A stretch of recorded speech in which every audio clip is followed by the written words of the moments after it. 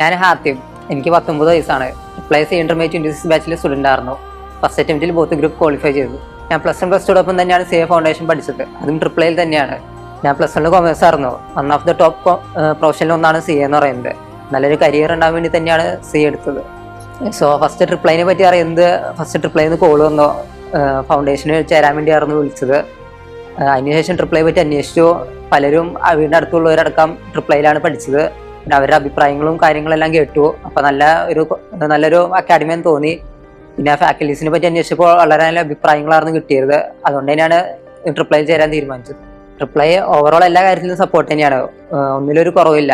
ഇപ്പം മെന്റർഷിപ്പ് ആയാലും കോർഡിനേറ്റർ ആയാലും വർക്ക് ബുക്ക് ആയാലും എല്ലാം അടിപൊളി തന്നെയായിരുന്നു. എസ്പെഷ്യലി കോർഡിനേറ്ററിന് സപ്പോർട്ട് നമുക്ക് ഏത് സമയത്ത് മെസ്സേജ് അയച്ചാലും അവരതിനുള്ള സൊല്യൂഷൻ നമുക്ക് കണ്ടുപിടിച്ച് തരും. പിന്നെ വർക്ക് ബുക്ക് വേറെ പുറത്തുനിന്ന് വേറെ പ്രിഫർ ചെയ്യേണ്ട ആവശ്യമില്ല. ആ വർക്ക് ബുക്ക് തന്നെ ധാരാളമാണ്. അതിൽ തന്നെ എല്ലാം ഉണ്ടാവും. പിന്നെ സിലബസ് ഫുള്ളും അതിൽ കവേർഡാണ്. ഫാക്കൽറ്റീസ് ഭയങ്കര സപ്പോർട്ട് തന്നെയാണ്. പരീക്ഷയുടെ തലേ ദിവസം അടക്കം അവർ യൂട്യൂബിൽ ലൈവ് വന്ന് നമുക്ക് ഓരോ കാര്യങ്ങൾ പറഞ്ഞു തരും. അത് വളരെയധികം സപ്പോർട്ട് തന്നെയാണ്. പിന്നെ കോഴ്സിൻ്റെ ഉടനീളം അവർ നമ്മൾ പാസ്സാവണം എന്നുള്ള ചിന്ത അവർ നല്ല രീതിക്കുണ്ട്. വരിക, സിലബസ് എടുത്തു പോവുക, അതിനപ്പുറം പഠിപ്പിക്കുന്ന പിള്ളേർക്ക് മനസ്സിലാവണം. അത് അവർ ഒരു 100 വട്ടം പറയാണെങ്കിൽ അവർ തയ്യാറാണ്.